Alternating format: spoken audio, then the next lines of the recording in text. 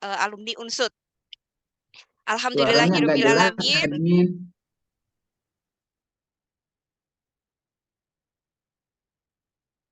Puji syukur marilah kita panjatkan kehadirat Allah Subhanahu wa taala, Tuhan yang Maha Esa, atas seluruh rahmat dan hidayahnya sehingga pada pagi hari ini kita bisa bertemu secara virtual untuk bersama-sama mengikuti webinar nasional seri ke-6 yang dilaksanakan oleh Pusat Inovasi dan Hilirisasi LPPM Universitas Jenderal Sudirman.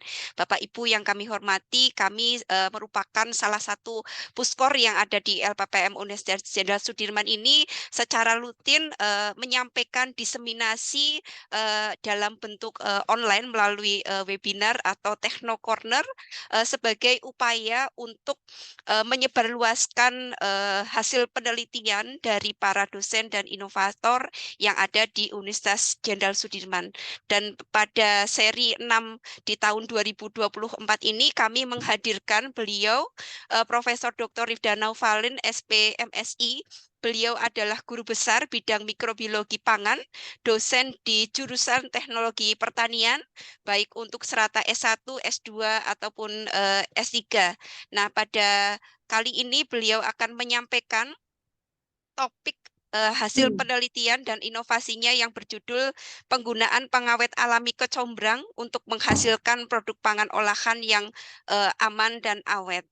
Beliau Profesor Rifda Naufalin ini merupakan guru besar yang sangat aktif melaksanakan penelitian, sekaligus Bapak Ibu ini hasil penelitian beliau terkait dengan pengawet alami ini sudah diterapkan tidak hanya bagi kelompok masyarakat tetapi juga sudah diterapkan oleh industri. Jadi kerjasama beliau dalam pengembangan hasil riset ini sudah skalanya adalah multinasional. Jadi terima kasih sekali Prof. Rifda sudah menyempatkan waktu untuk bisa berbagi dengan kita semua pada hari ini.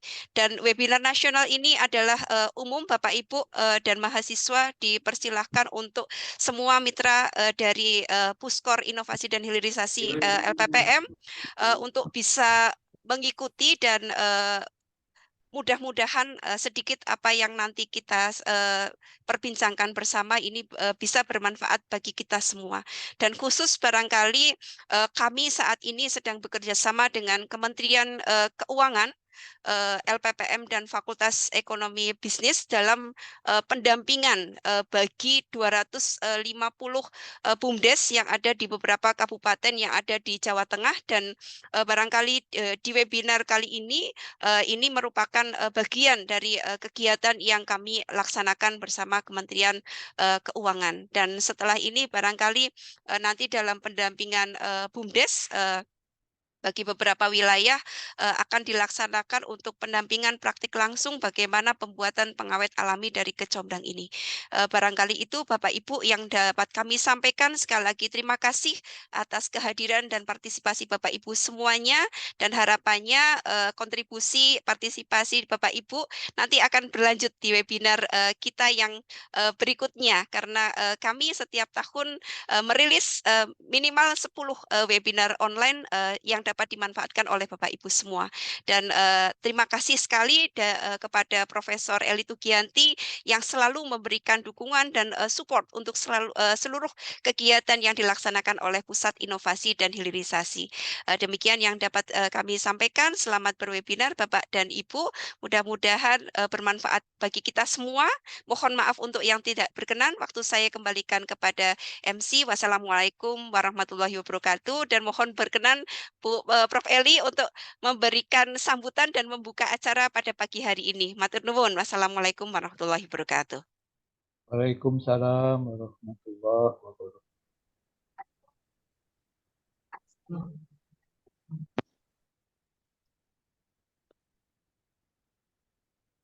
Monggo Bu Laksmi.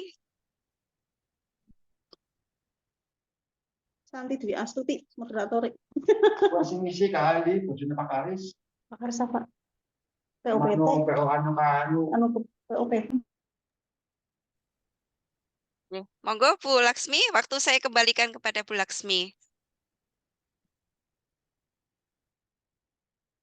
Terima kasih untuk sambutannya dari laporan dari Ketua Puskor Inovasi dan Hilirisasi LPPM Unsut. Kita akan mendengarkan sambutan dan juga pembukaan acara webinar ini oleh Ketua LPPM Unsut. Pada Prof. Eli Tugianti, waktu dan layar dipersilahkan. Assalamualaikum warahmatullahi wabarakatuh. Selamat Waalaikumsalam pagi, warahmatullahi wabarakatuh. Waalaikumsalam Pak, Ibu semuanya. warahmatullahi wabarakatuh. Saya pertama-tama saya ucapkan matur nuwun ini kepada Bu Dr. Santi Wiastuti dan tim yang selalu aktif, hampir sebulan bisa kadang 2 kali, kadang sekali melakukan webinar, dan ini webinar ini menurut saya adalah merupakan ilmu yang sangat aplikatif dan tepat guna kalau menurut saya. Jadi simple, sederhana, tetapi bisa dimanfaatkan untuk kita semua. Dan ilmunya beraneka macam. Jadi hampir setiap bulannya pasti ada webinar nasional. Pertama-tama saya ucapkan terima kasih pula ini kepada narasumber Prof. Dr. Rifdan Novalin SPM SI yang sudah berkenan ini untuk berbagi ilmunya dari hasil riset dan juga uji cobanya yang sudah dilaksanakan beberapa tahun belakangan ini, dan pada saat ini kersa untuk berbagi untuk kita semuanya.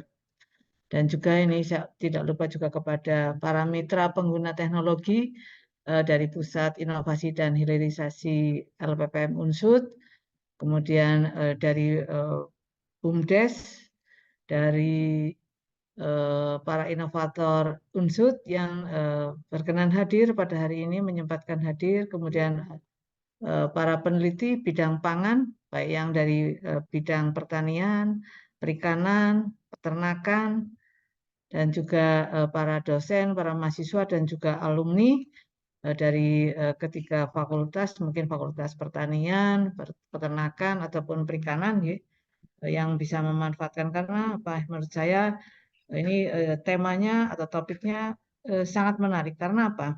Ini adalah pemanfaatan pengawet alami kecombrang, di mana eranya sekarang adalah kita era di pangan itu adalah merupakan satu kebutuhan pokok untuk orang hidup di dunia ini. Ini adalah pangan. Bagaimana agar pertama mungkin ketahanan panganannya, terus kemudian keamanan pangannya itu bisa kita nikmati, dan salah satu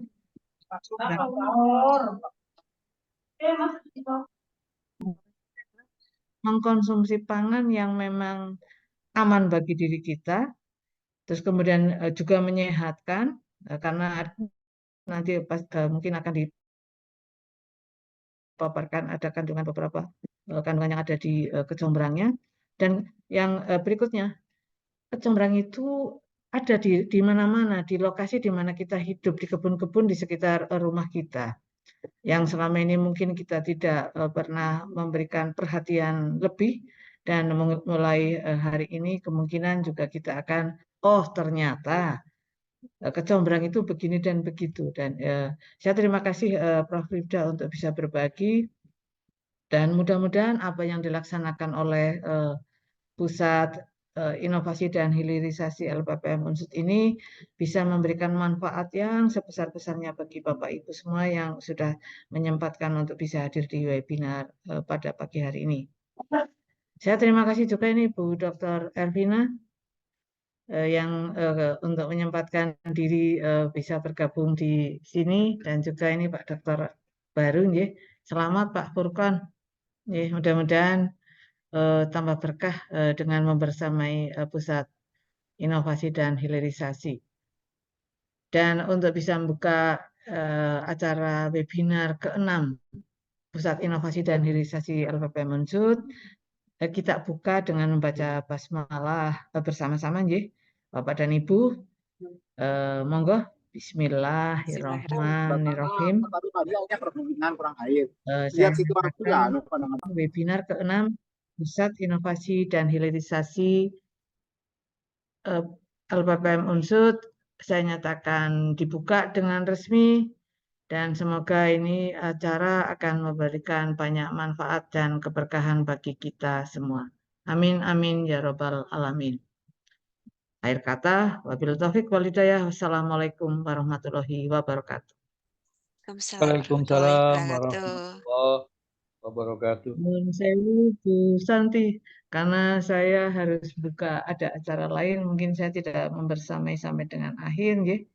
Pangapunten Bapak dan Ibu semuanya, nggih. Nggih, matur nuwun Prof. Eli. Terima Panjang, kasih. sukses selalu, Nggih. nggih. Nggih. Assalamualaikum. Waalaikumsalam warahmatullahi wabarakatuh.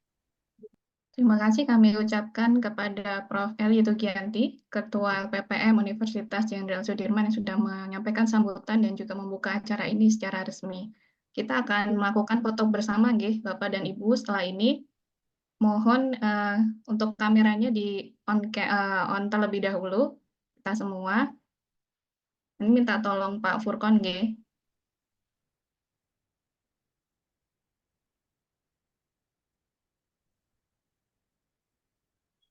Diberi aba-aba barangkali nggih Pak Furkon.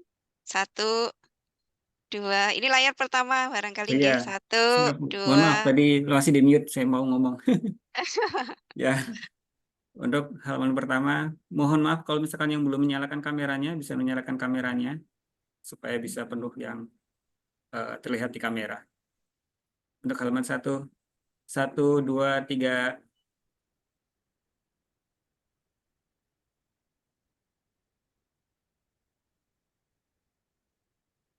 Berikutnya di halaman 2,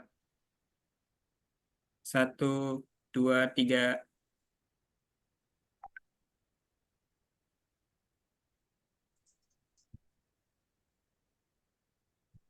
Di halaman berikutnya, halaman 3.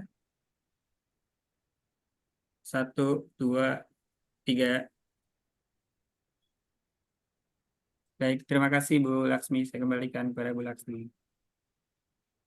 Baik, terima kasih Pak Furkon. Acara selanjutnya kita akan memasuki pemaparan materi dan juga diskusi. Saya akan mempersilahkan kepada moderator kita, yaitu Dr. Ervina Mela Dewi. Saya persilakan Bu Ervina, waktu dan layar. Ya, terima kasih Bu Laksmi. Bismillahirrahmanirrahim. Assalamualaikum warahmatullahi wabarakatuh dan salam sejahtera untuk kita semua. Yang terhormat Profesor Dr. Eli Tugianti, mungkin masih ada ya sebagai Ketua LPPM Unsud. Yang kami hormati Ibu Dr. Santi Dwi Astuti sebagai Ketua Pusat Inovasi dan Hilirisasi LPPM Unsud. Kemudian Profesor Dr.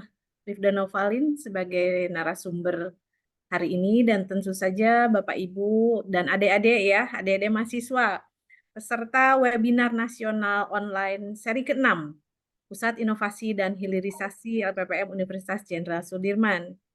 Apa kabar hari ini semuanya? Sehat? Sehat. Alhamdulillah. Ya. Apa kabar? Baik, alhamdulillah Prof ya. Alhamdulillah hari ini kita bertemu di depan layar, saling bertatap-tatapan di depan layar. Sudah ada 62 peserta, alhamdulillah. Ini saya sekilas membaca ya, ada dari Purbalingga, dari BUMDes Bangun Desa, kemudian juga saya lihat ini ada dari BPP Kecamatan Karangkobar, Masya Allah, dari BPP Pagentan gitu bacanya Pak Niadi. Mohon maaf kalau salah ya. Kemudian ada dari Dinas Pertanian. Masya Allah, ini ya Prof. Rifda banyak penggemarnya rupanya ya. Bapak Ibu, adik-adik mahasiswa, ini yang paling jauh dari mana ya? Ini BPP Madukara dari mana nih? Ibu Marni ini. Madukara dari Banjar. Ada dari Jogja Pak Asikin itu. Oh iya, Pak Asikin, halo Pak. Kemudian ini apa? Dari Kalimantan adakah ini? Kalimantan Jember atau? ada Bu. Oh, Masya Jember. Allah, Jember ya. Mbak Tessa. Oh iya, alhamdulillah ya.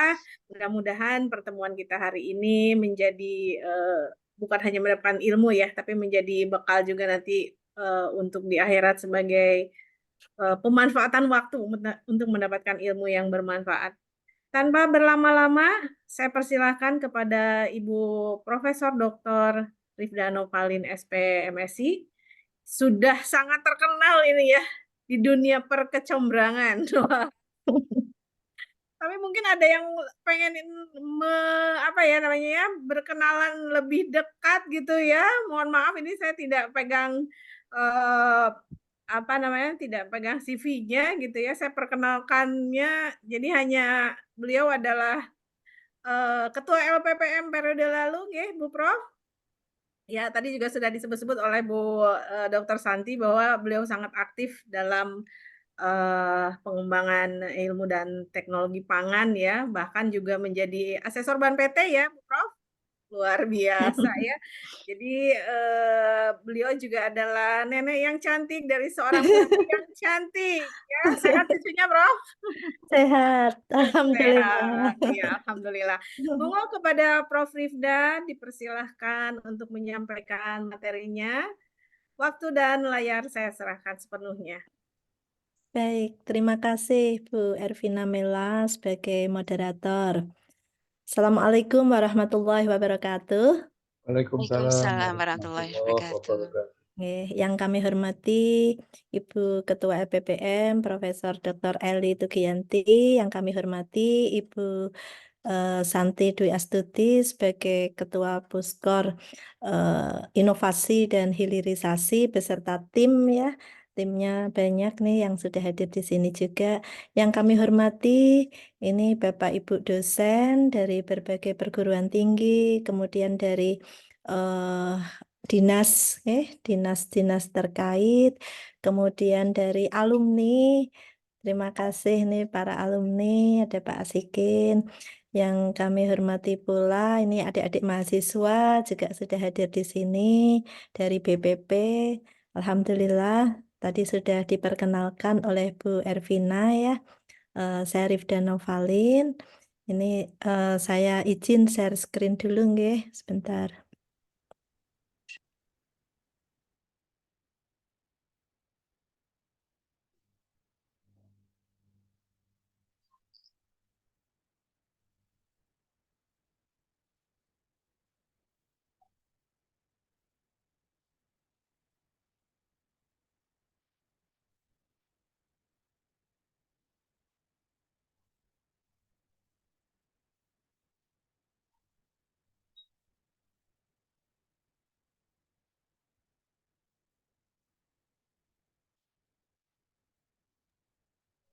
Suaranya hilang, admin. Baik, sudah terlihat nggih Bapak Ibu? Sudah. Oke, terima kasih.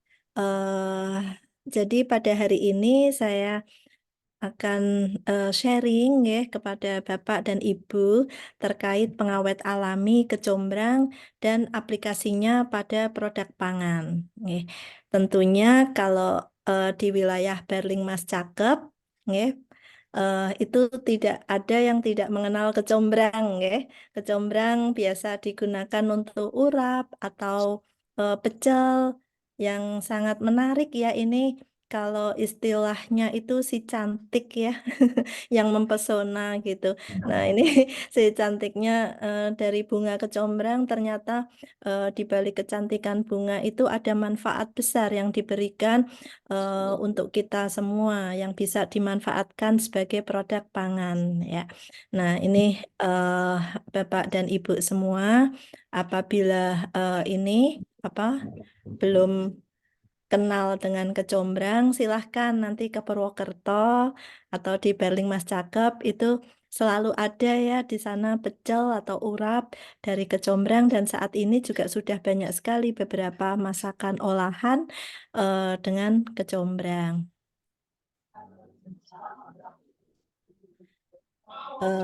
Bapak dan Ibu yang saya hormati, jadi kalau kita berbicara terkait dengan pengawet, itu merupakan salah satu bahan tambahan pangan di antara bahan tambahan pangan itu yang banyak sekali di antaranya banyak UMKM atau industri, baik itu industri kecil atau industri menengah itu selalu menambahkan pengawet pada produk pangannya.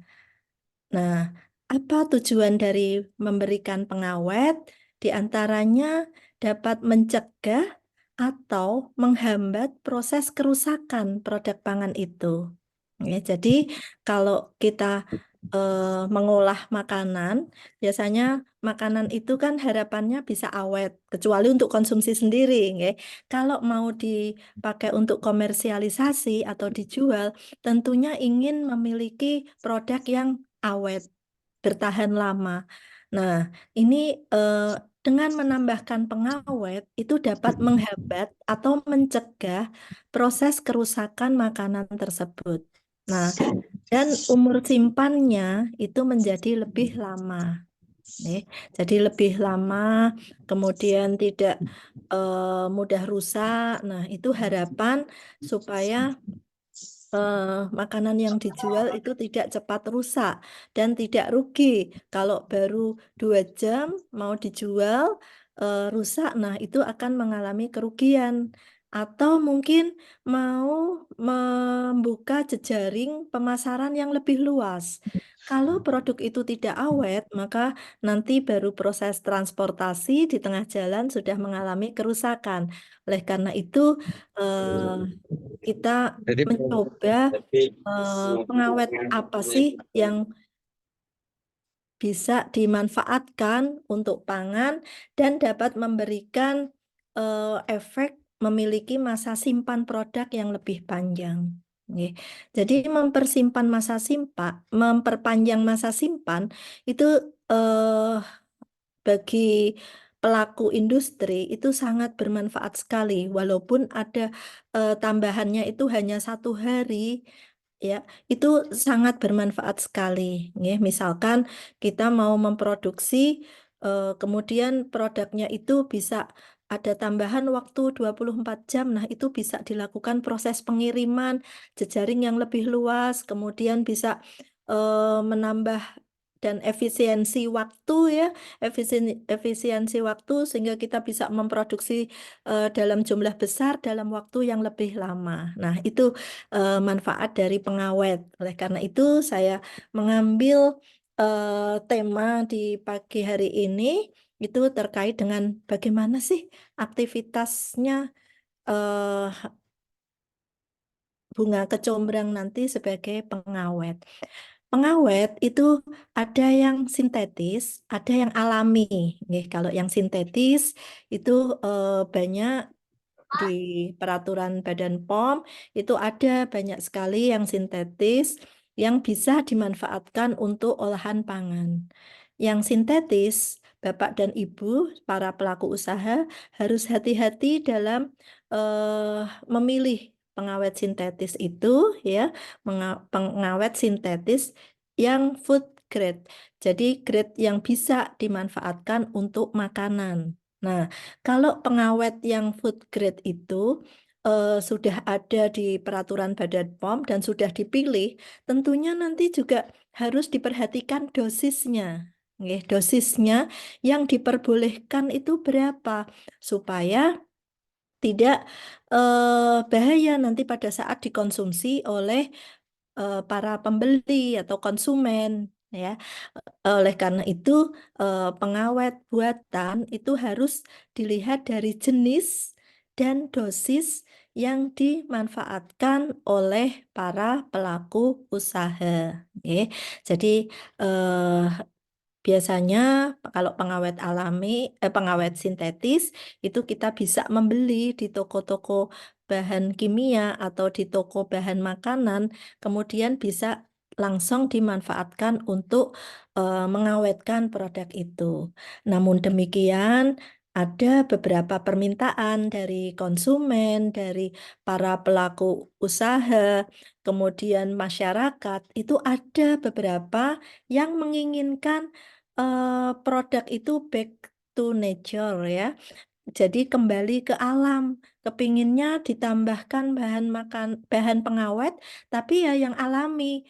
Nah, oleh karena itu kita harus bisa memberikan solusi, nggih. Para ini mahasiswa, adik-adik, kemudian Bapak Ibu pelaku usaha, gimana nih kalau permintaan dari konsumen itu tidak mau yang buatan, maunya yang alami. Oleh karena itu harus dicari yang memiliki kesetaraan dengan pengawet sintetis dan tidak berbahaya bagi konsumen dan sifatnya alami serta bisa menghambat pertumbuhan mikroba, bisa menghambat kerusakan pada produk itu. Nah, oleh karena itu kami coba dengan beberapa tanaman. Nah, tanaman nanti pun juga banyak sekali, sudah banyak di beberapa jurnal, ada beberapa penelitian dari beberapa dosen peneliti di berbagai kampus itu banyak sekali tanaman yang bisa memiliki kemampuan sebagai pengawet alami. Nggih. Namun kalau saya waktu itu memilih ya itu karena di wilayah Purwokerto, itu kenapa kok banyak sekali Banyumas dan Purwokerto orang menggunakan kecombrang. Dan beberapa pertanyaan setelah ditambahkan kecombrang, itu urapnya itu bisa awet ininya, kelapa parutnya. Nah, itu bisa awet. Kemudian ada ayam goreng yang dikasih parutan dari batang kecombrang, itu juga lebih awet. Nah, ini ada apa? Oleh karena itu, berdasarkan eh, testimoni dari masyarakat, kami mencoba mencari sisi ilmiahnya, apakah dari kecombrang yang biasa dimanfaatkan oleh masyarakat Banyumas ini memiliki eh, komponen yang bisa berfungsi sebagai pengawet. Oleh karena itu kami pilih beserta tim itu mencoba mengambil kecombrang. Ya. Nah, itu latar belakang dari kegiatan kami. Nah, ini beberapa contoh. Tadi kan ada pengawet sintetis. Pengawet sintetis itu ada yang diperbolehkan, ada aturannya di Badan POM. Ada pengawet sintetis yang seharusnya tidak diperkenankan untuk makanan, namun masih banyak dipergunakan oleh industri-industri, baik itu industri kecil, industri menengah, ya. Nah, atau ini ya, industri mikro ya, yang mungkin masih kecil. Nah, itu karena ketidaktahuannya, bukan karena kesengajaan, karena tidak tahu. Tapi masih ada beredar di pasaran dan mereka mencoba loh, ini kok ditambahkan formalin, borak, kemudian beberapa pengawet lagi kok ini bisa dimanfaatkan dan awet. Nah, padahal seperti formalin dan borak sudah lama sekali tidak diperkenankan untuk dipakai sebagai pengawet. Nggih. Nah, oleh karena itu ini untuk memasyarakatkan, maka kalau kita meminta para pelaku industri itu tidak menggunakan pengawet yang berbahaya bagi kesehatan, kita harus memberikan solusi. Ya, solusinya ada beberapa pengawet yang bisa dimanfaatkan untuk bahan pangan, misalkan saja asam benzoat, nitrat, nitrit, kemudian beberapa lain yang ada di peraturan, nah itu diperbolehkan. Nggih. Namun tadi demikian hati-hati dalam dosis dan jumlahnya ya, dosis dan jumlahnya harus hati-hati, tidak diperkenankan untuk melebihi dari dosis yang diperbolehkan, karena nanti ada efeknya, nggih. Ada efek negatif dari penambahan BTP itu apabila digunakan secara berlebih ya, walaupun mungkin bisa awetnya lebih lama, namun ada efek terhadap kesehatan. Nah, itu tadi karena beberapa efek dari pengawet berbahaya yang dapat menimbulkan bahaya kesehatan, maka ada peraturan dari Badan POM, nggih, nomor 11 tahun 2019 tentang bahan tambahan pangan. Nggih. Silahkan nanti Bapak Ibu bisa mencari search di Google itu BPOM nomor 11 tahun 2019 tentang BTP. Itu banyak beberapa pengawet buatan, nggih, pengawet buatan yang bisa dimanfaatkan. Tetap boleh, nggih, bukannya tidak boleh menggunakan. Hanya saja tadi dosis dan jumlahnya harus sesuai dengan yang telah ditetapkan. Nggih, sudah ada aturannya masing-masing. Kenapa kok tidak boleh melebihi?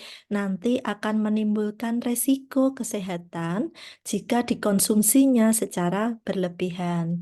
Nah, untuk itu kami mencoba membuat solusi ya, karena di teknologi pangan kami harus meneliti ya, kemudian mengajak para mahasiswa untuk meneliti. Oleh karena itu kami mencoba membuat pengawet yang alami, solusi yang lebih sehat, nggih.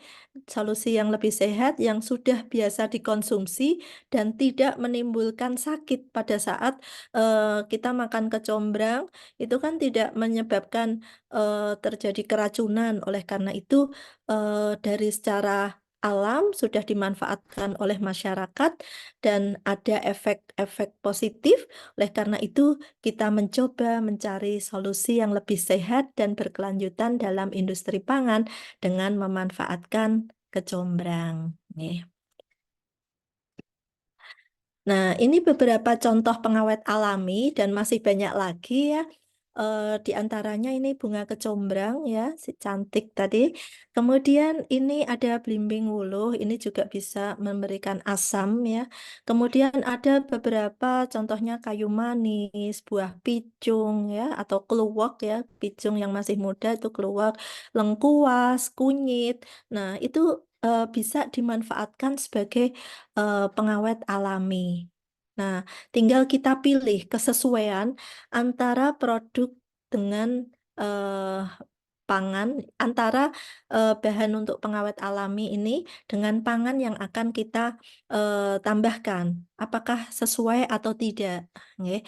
Nah, nanti bisa dicek dari beberapa jurnal, apakah ini cocok enggak kalau misalkan saya mau membuat sosis tapi ditambah kecombrang misalkan. Nah, itu ada beberapa jurnal kami sudah kami coba, oh ternyata hasilnya seperti ini. Nah, nanti kita coba bahas di belakang ya. Jadi ada beberapa tidak hanya dalam bentuk bunga, buah maupun rempah, tapi ada yang dalam bentuk daunnya. Kemudian ada dalam bentuk rimpangnya, ada dalam bentuk apa, batang, dalam bentuk biji dan sebagainya. Nah, beberapa contoh pengawet alami itu eh, dapat dimanfaatkan untuk memperpanjang masa simpannya. Kenapa kok bisa memperpanjang masa simpan? Karena dapat menghambat pertumbuhan mikroba. Nah, kalau kecombrang itu sendiri dapat menghambat pertumbuhan mikroba patogen. Patogen itu yang menyebabkan sakit ya, dan dapat menghambat mikroba yang menyebabkan kerusakan.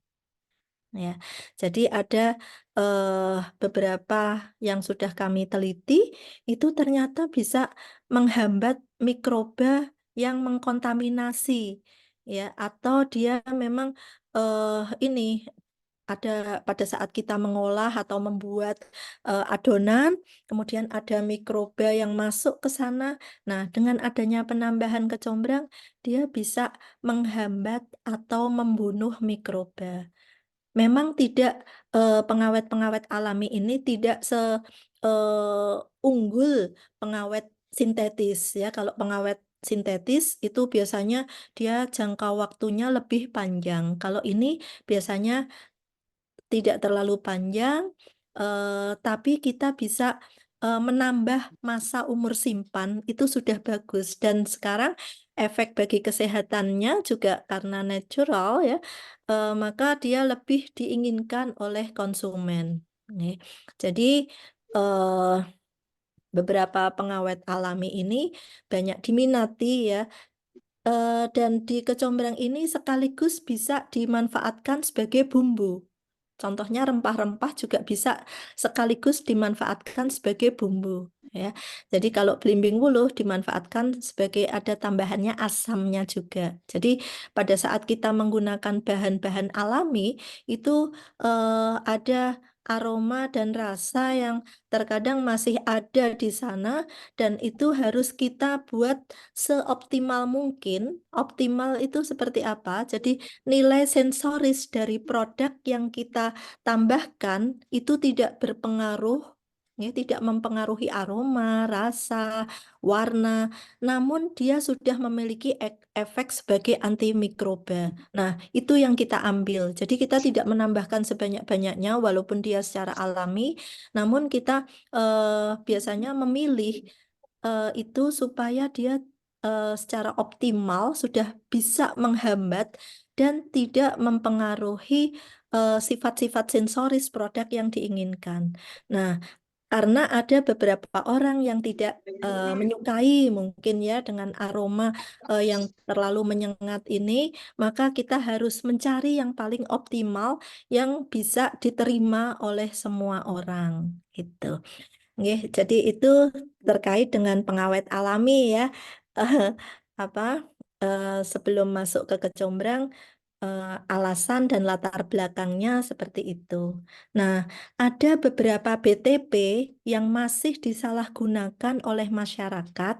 Itu ada 4P, nggih, ada 4P, yaitu pengawet, perasa atau pecita rasa, kemudian pewarna dan pemanis. Nah, 4P ini yang masih disalahgunakan oleh para pelaku usaha dengan menambahkan beberapa yang masih ini kalau tidak berlebihan ya harusnya tidak diperkenankan masih dipakai. Misalkan tadi pengawet ya ada beberapa formalin dan boraks. Kalau pewarna contohnya ada yang masih menggunakan pewarna tekstil yang harusnya dipakai untuk mewarnai layang-layang. Nah, itu masih ada beberapa yang dimanfaatkan oleh masyarakat karena ketidaktahuannya ya. Nah, demikian juga pecita rasa dan pemanis. Nah, itu masih banyak. Oleh karena itu perlu dilakukan kajian-kajian nanti bagi para mahasiswa terkait bagaimana ini untuk menggantikan pengawet 4P tadi, pengawet, pewarna, pecita rasa dan pemanis yang bisa dimanfaatkan oleh para pelaku usaha dan sifatnya alami ya itu. Nah, kita masuk ke kecombrang ya, kita masuk ke kecombrang. Inilah bunga kecombrang yaitu jenis tanaman rempah. Sebetulnya dia satu famili dengan lengkuas. Daunnya mirip dengan lengkuas ya, jadi akarnya rimpang. Akarnya itu langsung dia naik lagi jadi daun, jadi batang, kemudian ada daunnya. Nah, itu jadi rumpunnya itu besar ya, lama-lama menjadi besar. Biasanya dia di daerah rindang dekat air, kayak di daerah Rempoah Baturaden, kemudian di Sumbang.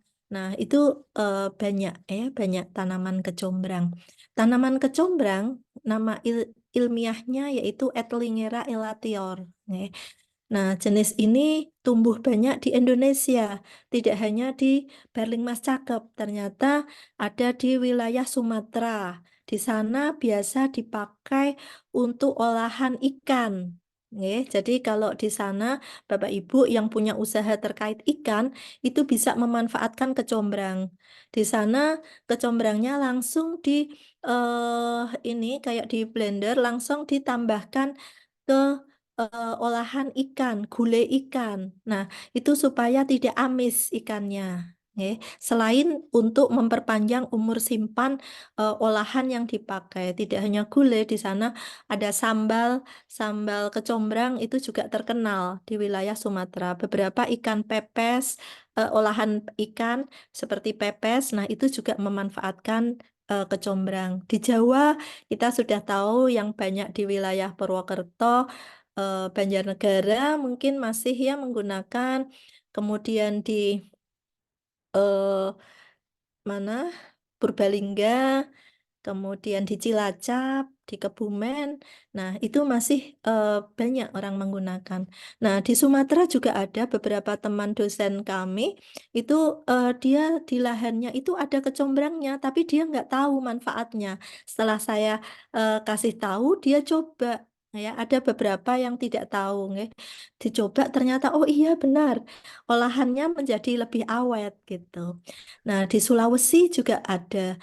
Pas kebetulan kami ke Singapura, itu ternyata eh, pas kayak di gedung, kemudian di pinggiran gedungnya, itu ternyata ada tanaman kecombrang. Nah, pas kami ke mall, itu dibuat salad, ya salad. Itu ternyata eh apa? Katanya bisa memberikan keawetan pada sayuran yang lainnya. Jadi dia pada saat ditaruh di loyang ada kecombrang, kemudian kanan kirinya itu ada sayuran atau buah yang lain. Ternyata bisa memberikan daya awet ya dari minyak atsiri yang ini apa yang dikeluarkan dari kecombrang yang sudah dicacah ternyata bisa memberikan manfaat juga. Nah, itu ada beberapa ini apa manfaat ya tadi langsung bisa digunakan. Kalau kami di lab memang mencoba dengan beberapa alat, tapi ada juga yang langsung digunakan itu ternyata ada manfaatnya. Nah, nama lain mungkin kalau Bapak Ibu ada yang dari Medan itu namanya kincung ya. Kemudian si antan itu dari Melayu. Ada kala itu dari Thailand dan Malaysia itu bilangnya bunga kala. Kemudian honje itu di Sunda, ya di Sunda ini juga banyak dimanfaatkan. Ada yang dibuat minuman juga. Bangkot ini dari Bali, ya. Jadi ada beberapa yang sudah memanfaatkan tanaman ini. Nah, kecombrang ini bunganya majemuk yang berbentuk bongkol ya. Ada yang kalau tadi sudah membuka penuh, nah ini yang masih menguncup itu ketutup ini putiknya ya. Ini panjang benang sarinya, nggih.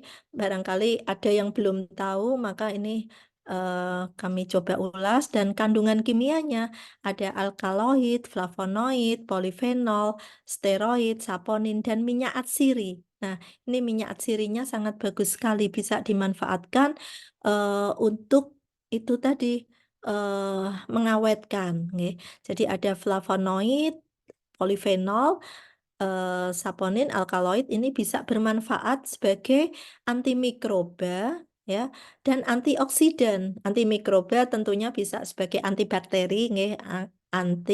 Dia mampu menghambat atau membunuh mikroba, bisa bakteri atau jamur dan antioksidan.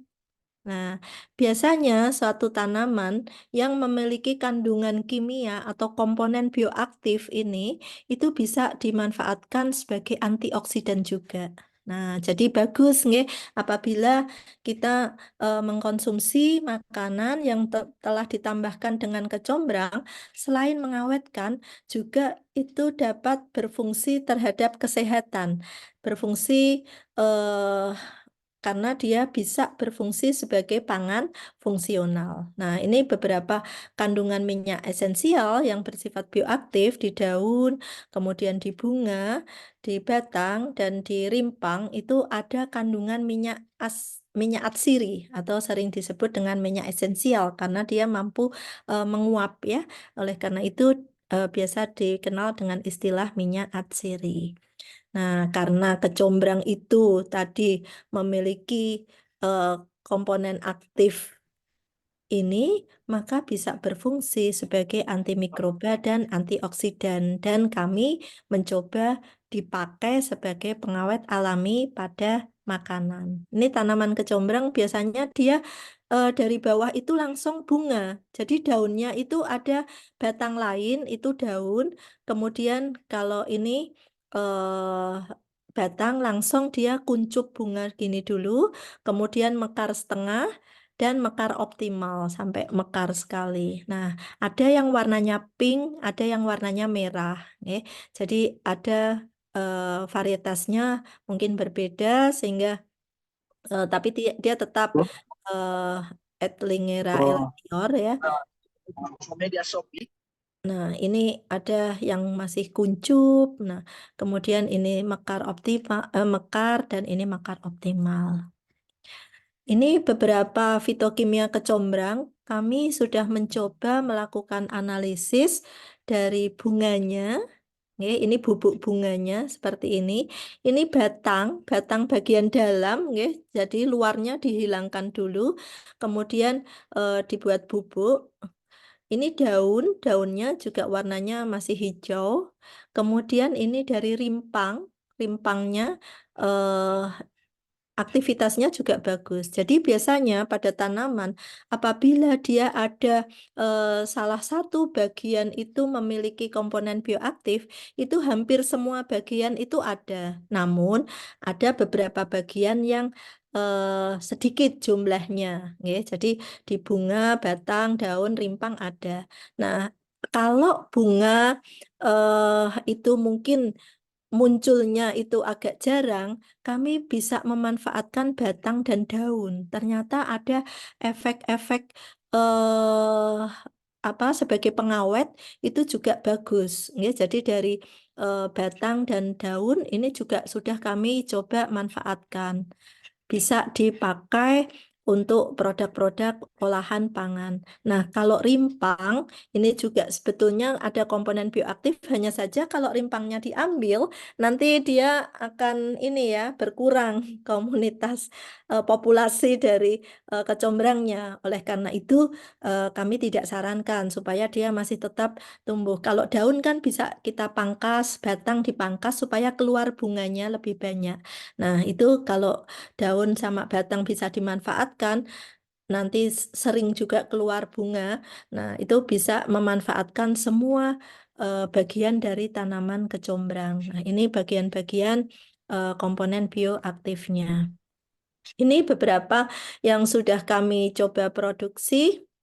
Jadi sudah ada dalam bentuk powdernya atau dalam bentuk ekstraknya, ya. Jadi dalam bentuk ekstraknya, kemudian sudah diformulasi, kemudian formula ini bisa dimanfaatkan untuk misalkan pada ikan, daging. Nah, itu bisa langsung disemprotkan supaya dia bisa awet. Disemprotkan pada permukaan ikan atau permukaan daging atau ayam. Kalau bubuk biasanya dimanfaatkan untuk yang dalam bentuk adonan. Ya, adonan misalkan mau mengolah bakso, mengolah mie, mengolah nugget, sosis. Nah, itu kita manfaatkan. Memang saat ini kecombrang lebih banyak dimanfaatkan untuk olahan daging, produk-produk ini ya, ikan, kemudian produk ayam. Nah, karena dia sekaligus untuk mengurangi ini aroma amis ya. Nah, dia bisa berfungsi sebagai ini juga penutup bau amisnya itu dan bisa mengawetkan. Nah, itu makanya kami coba. Tapi kemarin kami juga coba membuat dalam bentuk cookies, kemudian dalam bentuk cake itu juga masih bisa ya kita manfaatkan sebagai ini ya cookies kecombrang. Tentunya kalau cookies diambilnya antioksidannya ya karena cookies kan udah awet. Tapi kalau kayak nugget, bakso itu kan sebagai antimikrobanya gitu. Beberapa produk pangan itu pengaplikasiannya itu ada yang dalam bentuk edible coating ya langsung di coating kita tambahkan coating kemudian disemprotkan pada buah, sayur atau daging. Nggih, kami bisa menyemprotkan ke buah-buahan, daging atau sayur supaya buah dan sayur serta dagingnya itu tidak cepat mengalami kerusakan. Kalau dalam bentuk maserasi itu bisa direndam, tidak hanya disemprot kemudian dia menyelimuti, tapi bisa juga direndam produk dalam ekstrak itu. Kemudian bisa penambahan langsung ke makanan yang mau kita olah. sebagai tambahan BTP ya. BTP langsung kita tambahkan di sana atau dibalur pakai pada ikan atau daging atau produk lainnya. Nggih, ini dibalurkan kemudian diinfusi nggih. Jadi bisa juga ekstrak cair ke dalam minuman seperti dalam bentuk jus atau teh atau kaldu itu juga bisa ya. Jadi sudah jadi bubuk teh, kemudian nanti tinggal di ini seduh pakai air, kemudian seduhan teh dalam bentuk teh itu bisa ditambahkan ke makanan lain, nggih, atau minuman lain. Misalkan kemarin kami coba yang dalam bentuk jus atau teh itu ke yogurt ya, kecombrangnya ditambahkan eh, dalam bentuk jus atau teh kemudian dimanfaatkan untuk yogurt. Nah, itu beberapa aplikasi dari kecombrangnya ini. Nah, ada juga yang sebagai makanan ya bisa dalam bentuk dilalap ya. Kalau kita langsung mengkonsumsi itu juga bagus itu sebagai antioksidan. Ada yang direbus, dimakan sebagai sayur ya. Kemudian kami sudah mencoba juga dalam bentuk permen jelly kayak permen yang bentuknya ini ya lebih lentur itu. Nah, itu kami coba dalam bentuk permen jelly dan pemberi cita rasa pada makanan. Ada beberapa yang dimanfaatkan sebagai obat sakit ya, obat memperbanyak air susu ibu, obat pembersih darah, kemudian ada yang penyakit kanker dan tumor. Ini beberapa testimoni yang kami tanyakan ke masyarakat ya. Jadi ini kemudian kami coba untuk pembuatan pengawet itu sudah tadi dalam bentuk cookies, ya. Jadi cookies ini kami coba memanfaatkan kecombrang, ya. Jadi cookies yang sudah memiliki fungsi sebagai antioksidan. Yogurt kita tambahkan juga, ini hasil dari kegiatan kami. Kemudian pada ikan kami kerjasama waktu itu dengan PT Perikanan Indonesia, Perindo, dicoba di untuk menggantikan yang biasanya ikan dari kapal itu langsung hanya diberi es. Nah, ini kami tambahkan pula kecombrang supaya dia ini pada saat esnya mencair itu masih ada campuran kecombrang dan air yang bisa menghambat pertumbuhan mikroba yang ada di ikan segar, sehingga ikannya bisa memperpanjang waktu selama mungkin di kapal sampai mau dijual ya. Kemudian ini permen jelly contoh yang dibuat dan kefir ya. Kami mencoba kefir dalam bentuk bubuk yang sudah ditambah dengan kecombrang. Nah, ini kami juga beberapa mahasiswa tentunya yang ikut ya. Kami tidak bisa sendiri kalau tidak dibantu dengan penelitian-penelitian adik-adik mahasiswa sehingga hasil produk ini bisa dimanfaatkan oleh masyarakat. Nah, ini beberapa contoh penelitian kami, yaitu saya dengan Bu Ermin. Tadi saya lihat ada Bu Ermin yang hadir. Terima kasih Bu Ermin sebagai tim. Ada Prof. Herastuti. Juga ini pembuatan nugget ayam. Ya, jadi di jurnal ini sudah ada bagaimana cara aplikasinya. Kemudian penambahan pengawet alami ini dari buah ya. Tadi tidak hanya batang, daun, bunga, dan rimpang dari buah pun itu dapat menurunkan total mikroba dari nugget ayam. Nah, kami mencoba pada nugget ayam yang biasa dimanfaatkan dan mungkin dijualnya kan juga tidak ini ya, tidak apa lama. Nah, ini dengan adanya penambahan kecombrang itu menjadi waktunya lebih lama dibantu dengan freezer tentunya ya kalau pada nugget ayam itu semakin lama waktu yang digunakan. Kemudian ini juga kami coba ada beberapa yang sudah dicoba pada ikan nila ya. Kemudian ini bubuk kecombrang sebagai pengawet pada bakso ikan tenggiri. Ya, pada bakso. Ini pada bakso juga ini bagus sekali ya. Tentunya adik-adik mahasiswa ini sudah sangat ini paham kalau kita menambahkan bakso supaya baksonya pun juga tidak memiliki rasa yang sangat berbeda dengan bakso yang itu sudah ada, maka konsentrasinya itu juga kita tidak boleh terlalu banyak ya. Jadi kita mencoba faktor-faktor percobaannya itu 0, 1, 2, dan 3%.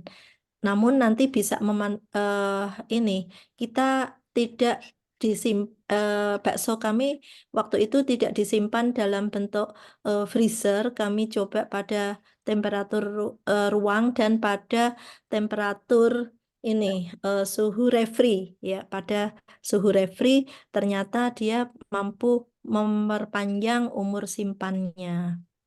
Kemudian ini juga pada tahu, ya, waktu itu sedang ramai aplikasi produk tahu dan bakso mengalami penurunan drastis karena banyak yang menggunakan formalin. Untuk itu kami memberikan solusi dengan kecombrang ini ya, pengawet ini dimanfaatkan untuk UMKM. Ya.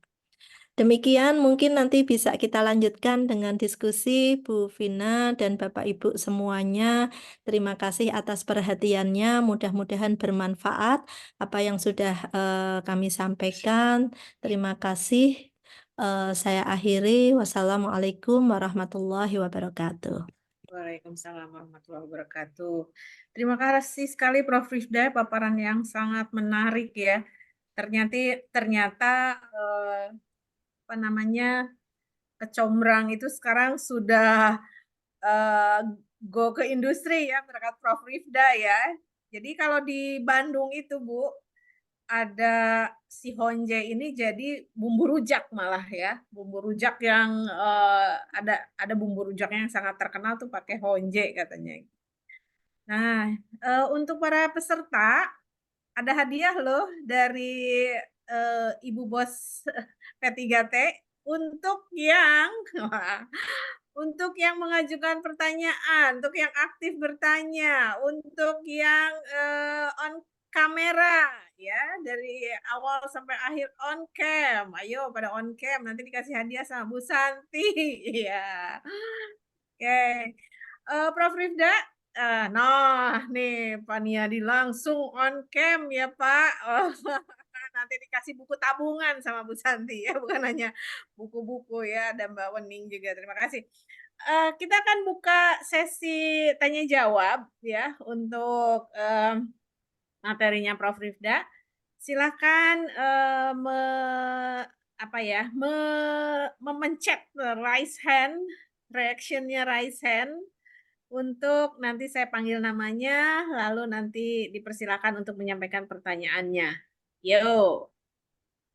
Ayo Bapak Ibu, nanti dapat hadiah juga ini ya. Masya Allah, baik banget ini Bu Santi, ini banyak hadiah. Oke, monggo. Ada yang mau bertanya? Silakan. Ya, ini Mas, Pak, atau Mbak? Kayaknya Mas ya ini ya. Revo Sony, monggo silakan. Ya, selamat pagi Bapak Ibu. Perkenalkan saya Revol dari Jakarta, Bu. Ya. Ini Bu, izin bertanya, ada 2 question yang saya ajukan tadi di kolom chat. Oh, ada ya di kolom chat. Ada. Yang pertama itu seperti bagaimana peran pemerintah mendorong bertumbuhnya ragam komoditas dan eksportir baru sekaligus termasuk bunga kecombrang asal Sumut mulai merekah pasar ekspor. Yang kedua Bu, seperti apa pandangan Ibu menyikapi pemanfaatan kemosensor film karbon nanofiber dari batang kecombrang Etrigera elitior sebagai material sensitif diagnostik. Terima kasih Bu. Selamat pagi menjelang siang. Ya, terima kasih. Pak Revo, kalau boleh tahu tadi dari mana ya Pak? Saya dari Jakarta Bu. Jakarta, eksportir Pak atau apa? Siapa Bu? Ya, Bapak kesehariannya bergerak di bidang apa kalau Keseharian boleh tahu? kegiatannya di bidang pekerja wira Oke, swasta. oke. Bu Prof, sudah ada pertanyaan ini bagaimana peran pemerintah mendorong bertumbuhnya ragam komoditas dan eksportir baru ya. Khususnya ini ya, buah kecombrang asal Sumut. Oh, ini sudah diekspor ya, Pak? Bentuknya apa nih, Pak? Ya, Bu. Bentuknya apa ini? Si bunga kecombrangnya diekspor dalam bentuk apa? Bentuknya berupa ini, Bu, kayak seperti apa?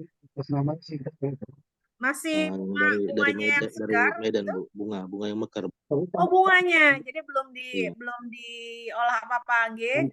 Pak Revo minta pendapatnya tentang gimana sih peran pemerintah gitu ya. Apakah sudah keberpihakannya sudah terasa atau belum? Kemudian yang kedua ini lebih advance lagi tentang karbon nanofiber. Ternyata ini ya bisa juga sebagai alat diagnostik untuk kanker prostat gitu ya, bukan hanya untuk pengawet ternyata ya. Monggo Prof. Rifda untuk ditanggapi dulu. Baik, terima kasih Bu Ervina dan Pak Revol Sony ya.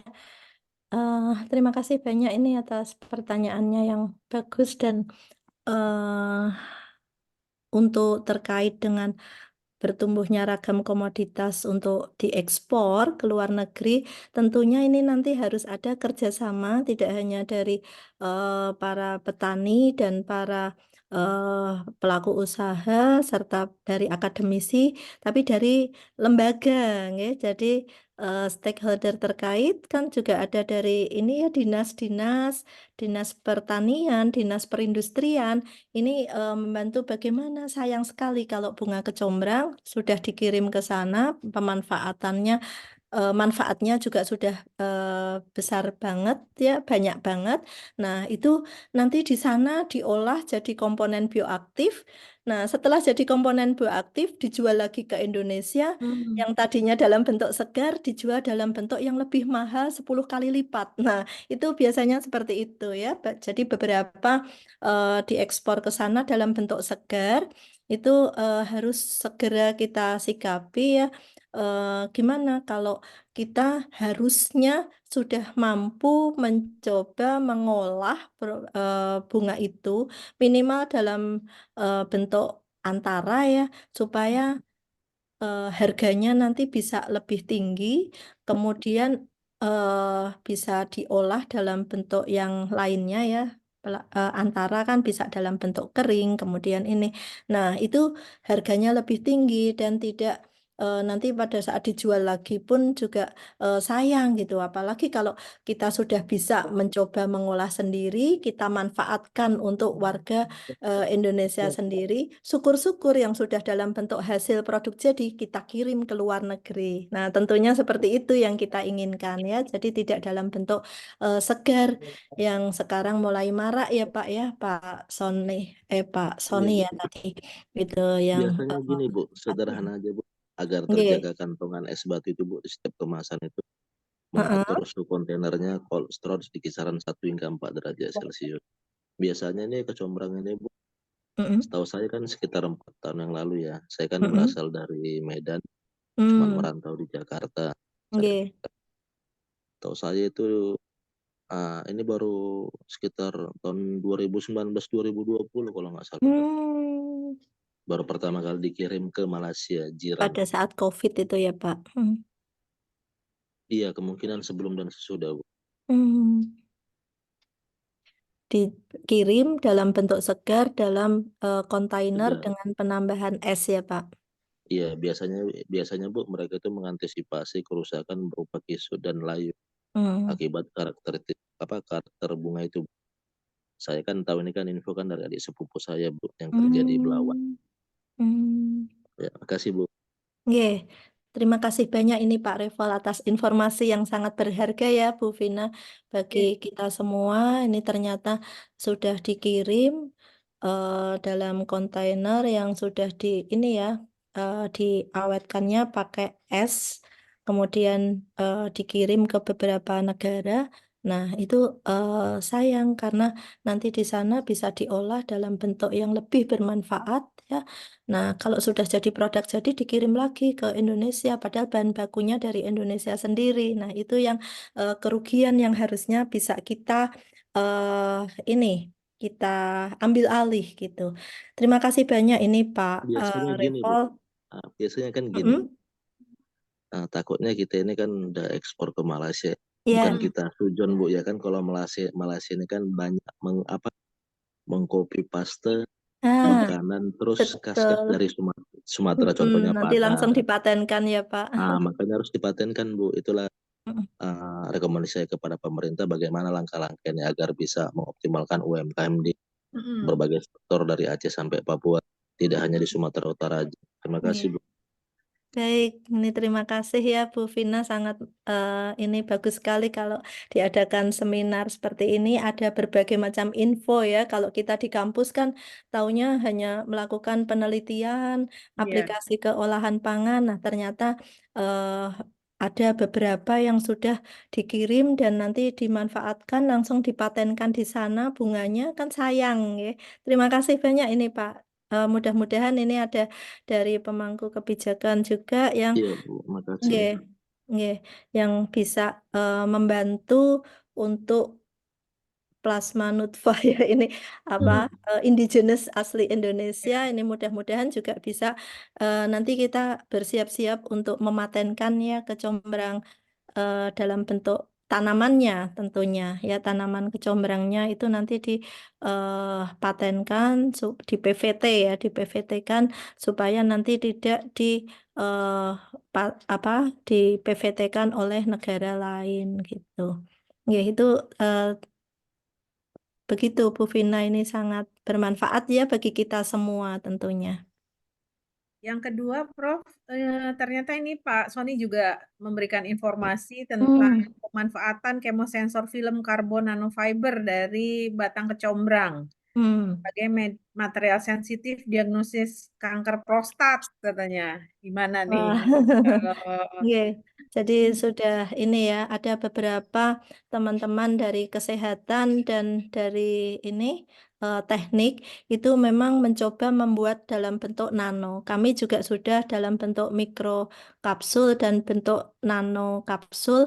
Dalam bentuk nano kapsul dan mikrokapsul dari kecombrang ini, kalau kami memang manfaatannya masih di teknologi pangan karena kami dari teknologi pertanian. Nah, ini ada beberapa yang kami juga sudah kerjasama dengan di kedokteran gigi. Ternyata dia bagus, bisa dimanfaatkan untuk uji coba di kedokteran gigi bagi gigi yang baru tanggal itu ya, gigi yang tanggal. Kemudian itu sudah ada jurnalnya juga. Kami kerjasama dengan Dokter Haris, Dokter Gigi Haris. Kami juga coba dengan kedokteran umum di Unsud juga. Itu juga sudah kami kerjasamakan terkait dengan efek-efek dari kecombrang dan manfaatnya sebagai kesehatan. Jadi ini bagi para peneliti mungkin yang di luar pangan itu bisa memanfaatkan karena memang sangat bagus sekali dari komponen aktif kecombrang ini bisa sebagai material ya tadi bisa dibuat dalam bentuk mikrokapsul atau dalam bentuk nanokapsul yang bisa ditambahkan dan langsung bisa berfungsi untuk kesehatan gitu Bu Vina. ya, terima kasih Bu Prof. Pak Revo, kalau boleh tahu sama nggih. sama Malaysia dibikin apa itu Pak si bunga-bunga itu? Biasanya itu, Bu, kata sepupu saya itu yang kerja di Belawan, mereka itu seperti membuat makanan dicampur dengan olahan-olahan seperti kayak junk food gitu, kayak mie, nasi Padang gitu. Makanya saya takut, Bu, karena mereka nih bukan kita bilang negara Malaysia jahat ya. Dulu kan Malaysia ini kan sekitar 60-70 di eranya Pak Harto kan belajar ke Indonesia, mengirim pelajar-pelajar.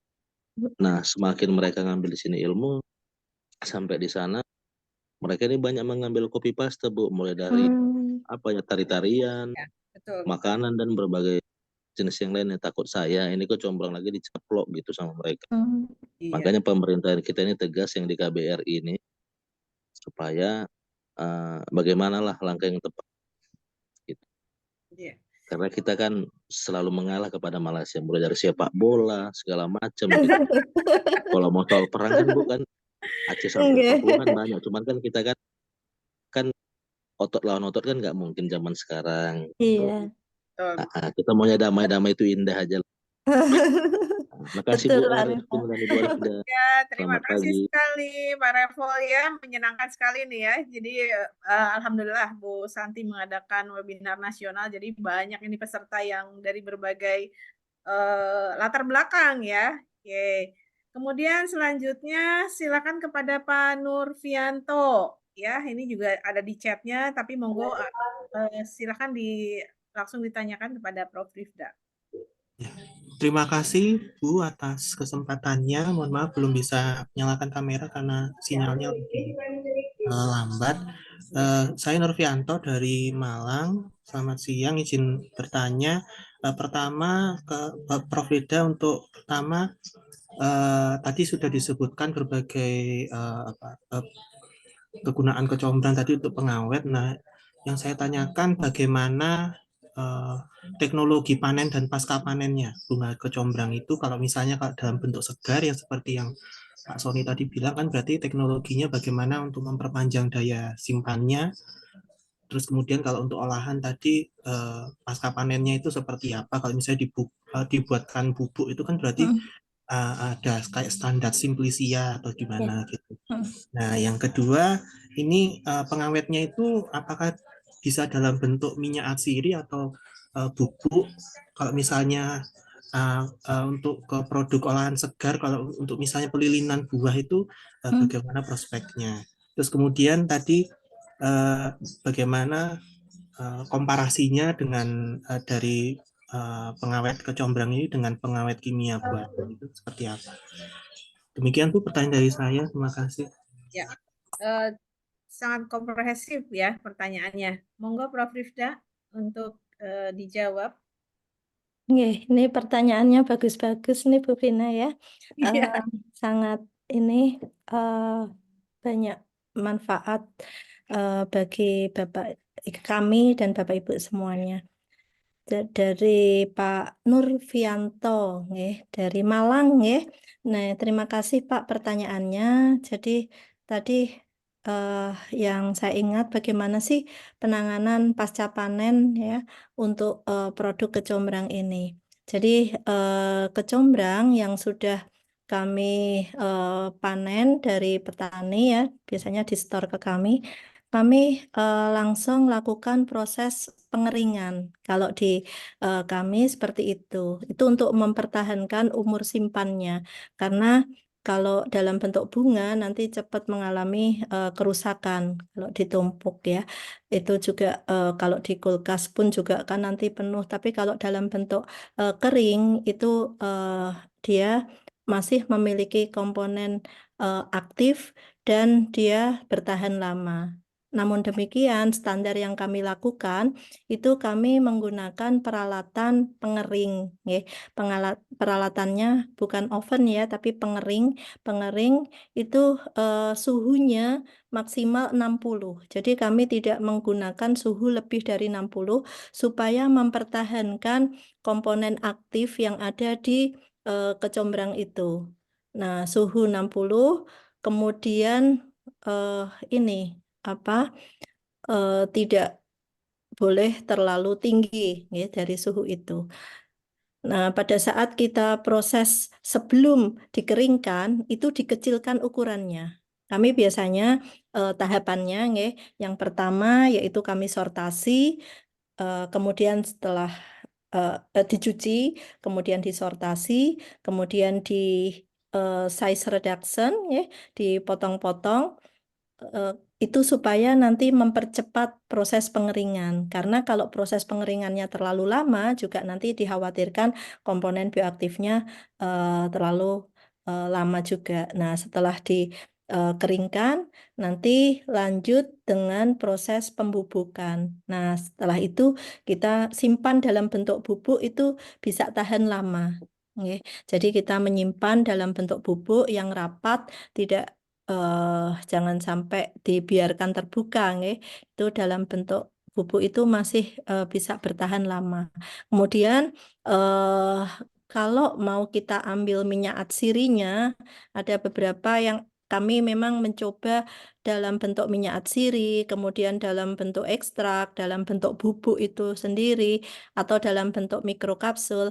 Nah, itu ada proses di peralatan kami itu ada proses ekstraksi.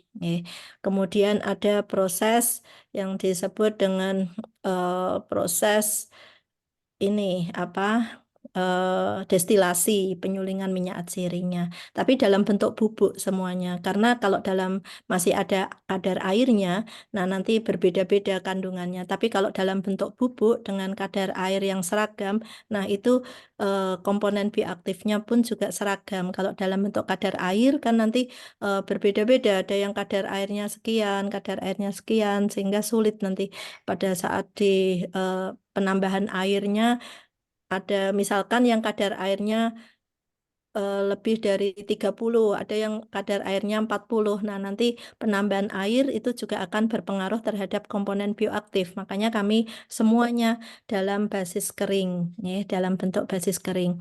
Kemudian peralatan yang dipakai itu seperti peralatan farmasi, ya. Boleh misalkan lemari pengeringnya pakai kayu, itu juga boleh. Kalau kami di lab itu menggunakan pengering semuanya pakai stainless, ya, stainless steel. Jadi semuanya sudah terstandar untuk pangan atau kosmetik, ya. Jadi pangan atau kosmetik itu memang tidak diperkenankan yang bukan dari stainless. Kami sudah menggunakan itu untuk proses. Makanya nanti kalau misalkan mau mencoba, nggih, lemari pengeringnya minimal yang suhunya tidak boleh lebih dari 60 dan tidak boleh ini, nggih, tidak boleh dari yang non stainless. Itu untuk standar untuk food grade.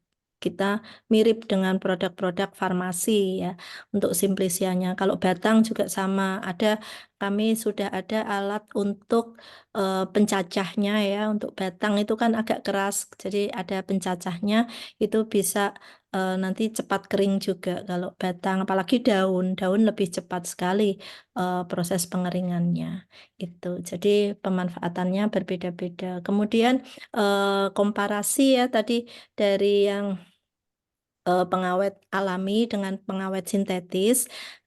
Di awal saya juga sudah cerita, memang kalau pakai pengawet sintetis itu kan ini awetnya bisa lebih lama gitu. Namun kita terkadang kan berpikir ada beberapa kelompok konsumen yang menginginkan pakai pengawet yang alami. Kalau pakai sintetis itu lebih tahan lama dan praktis, kita tinggal menambahkan, ya. Yang penting dosis dan jenisnya sesuai. Namun demikian, pakai pengawet alami ini itu manfaatnya kan bagi kesehatan, ya. Kalau kita mengkonsumsi terus-menerus pengawet sintetis, tentunya ada beberapa orang yang tidak ini, ya, daya tahan tubuhnya pun juga ada yang tidak ini apa familiar dengan mengkonsumsi beberapa pengawet sintetis. Oleh karena itu kami memang di sini lebih ke arah makanan yang berfungsi sebagai kesehatan. Kemudian kami coba juga pada saat mencoba ke sosis atau ikan, kami coba bandingkan juga. Nah, itu misalkan pada bakso, ya, itu misalkan di baksonya bisa menambah waktu, penambahan waktunya, ya. Kalau penyimpanannya sih kan ini, nah itu bisa menambah waktu 3 hari. Nah, kalau dengan pengawet sintetis itu bisa waktunya bisa 1 minggu. Nah, itu waktu dan ininya. Nah, penambahan konsentrasinya kami biasanya memanfaatkan sampai 2%. Nah, kalau yang pada pengawet sintetis itu sekitar 0,5% dia sudah memiliki efek yang positif. Nah, Itu beberapa perbandingan. Memang kan kalau alami itu memang agak kalah ya dibanding yang sintetis, tapi kita alurnya itu memang alur yang ke arah kesehatan. Begitu, Pak. Nggih. Terima kasih, Bu Vina. Terima kasih. Mudah-mudahan yang bertanya sudah jelas ya. Sudah jelas ya, Pak. Kemudian ada Pak Asikin. Monggo, Bapak. Silahkan. Selamat siang. Selamat siang, Pak. Salam seroja, sehat, rohani, dan jasmani. Oh, Masya Allah.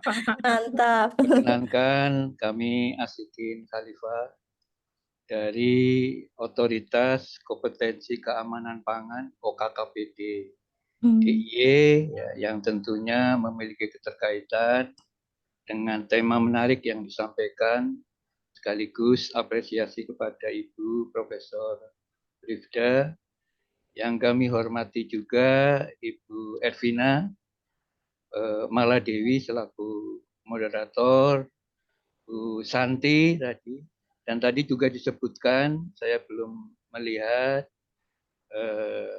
tentunya Profesor Herastuti ya tadi.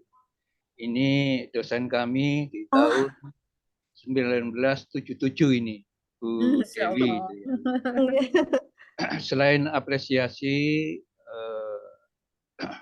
barangkali materi yang disampaikan oleh Bu Rifda ini sangat penting, terutama bagi teman-teman UMKM ya, karena terus terang saja selama ini tugas kami dua di OKKPD. Yang pertama melakukan pengawasan pre-market dalam bentuk memberikan sertifikat, dalam bentuk memberikan izin edar, termasuk ya produk kecombrang ini kan tadi disebutkan bahan tambahan pangan. BTP ini juga dalam Undang-Undang Nomor 18 tahun 2012 tentang pangan, masuk pangan juga itu, yang tentunya tidak bisa lepas juga dalam proses penyediaannya, pembuatannya itu harus mencantumkan juga sertifikat izin edar ataupun registrasi. Itu contohnya. Yang kedua, ketika kami juga melakukan pengawasan post market produk-produk yang beredar di lapangan, dan kami mewawancarai teman-teman UMKM, kenapa mereka menggunakan tentunya ya P4. Kalau kami lebih dari 4 ini, karena ada penggumpal, pengencer, ya itu tadi ya. Itu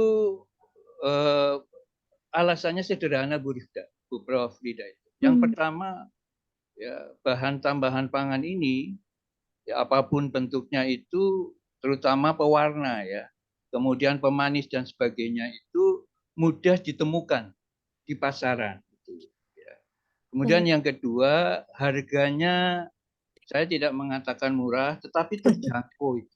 Sehingga pewarna untuk tekstil, pengawet untuk mayat pun ya mereka gunakan karena dua hal itu tadi setidak-tidaknya. Nah, oleh karena itu tentunya yang diproduksi, yang dihasilkan dari hasil riset dari Bu Rifda ini dalam skala komersial itu tadi sudah ada yang menyampaikan harus dipertimbangkan dari hulu ya hingga hilirnya.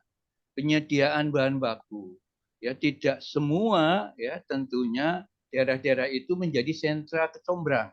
Tapi saya terima kasih, ternyata selain kecombrang itu banyak ya bahan alami ya yang tadi disebutkan, ada belimbing hulu ya, kemudian cassia vera dan sebagainya. Yang pasti ya kita ataupun kami menghimbau penggunaan bahan alami ini sangat penting. Indonesia itu kaya akan keragaman hayati. Informasi yang kami terima terakhir, kita memiliki sekitar 30.000 tanaman obat, dan itu baru dimanfaatkan sekitar 8.000 saja untuk kepentingan obat tradisional garis miring herbal, kemudian OHT, ya, kemudian fitofarmaka.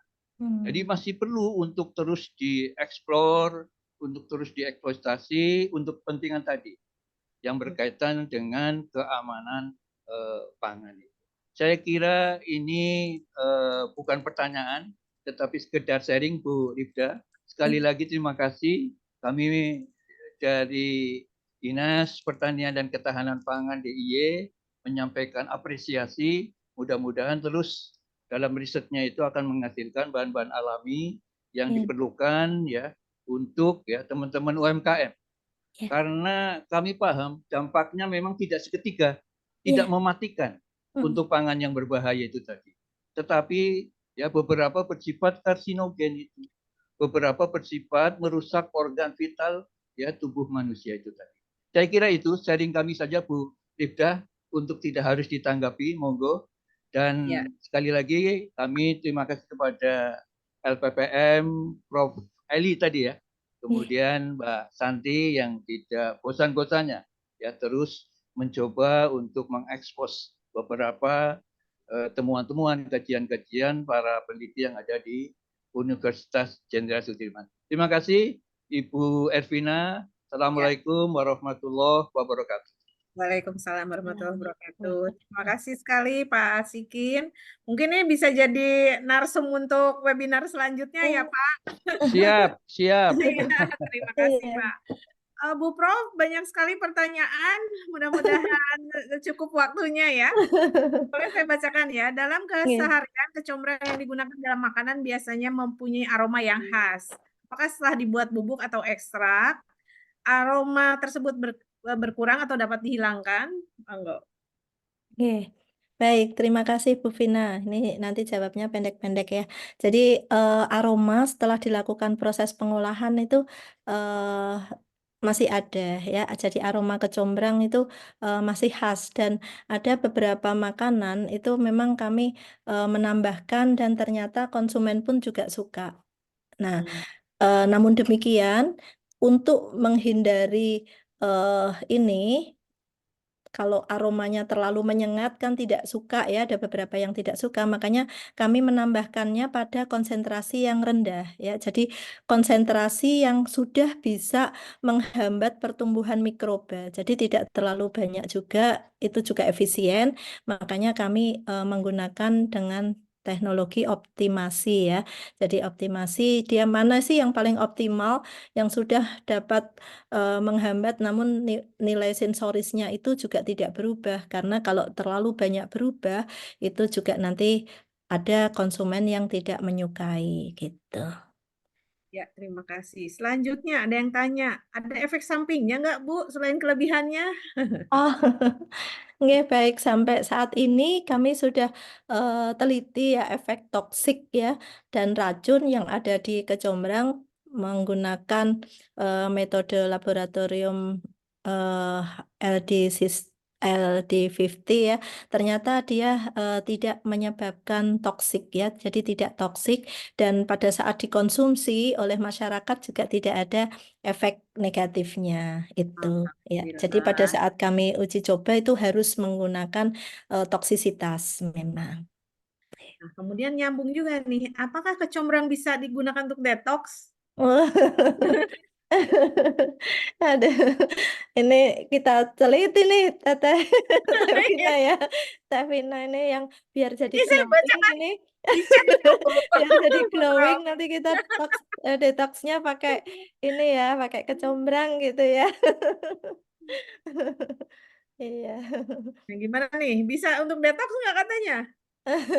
Kalau untuk ini antioksidan itu Antioksidan. sudah ya, kami sudah coba, aktivitas antioksidannya juga bagus ya. Jadi setelah diuji coba bagaimana persentase antioksidan ya, daya hambat dia terhadap oksidasi itu dia bagus. Nah, tentunya kalau dia memiliki aktivitas sebagai antioksidan itu juga untuk memerangkap ya, dia sebetulnya kalau antioksidan itu kan memerangkap eh, radikal-radikal bebas. Radikal bebas diantaranya kan toksin. Nah, sehingga bisa menangkap radikal bebas itu. Nggih.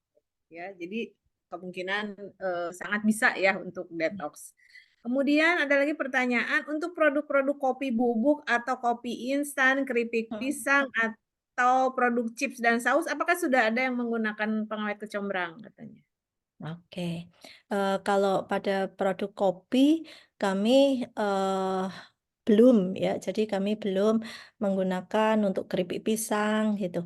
Karena kan kayak kopi bubuk, kopi instan itu kan bentuknya kalau sebagai pengawet itu kan dalam bentuk kering ya. Ini kalau kopi bubuk itu kan tahan sampai bertahun-tahun sehingga dia tanpa adanya pengawet pun juga sudah bagus. Makanya kami kayak keripik pisang itu kan juga pisang sudah diolah dalam bentuk kering sehingga kami belum mencoba untuk dalam bentuk chips, keripik pisang, sama kopi bubuk. Kami mencobanya dalam bentuk yang semi basah ya, misalkan tadi kayak sosis, bakso gitu.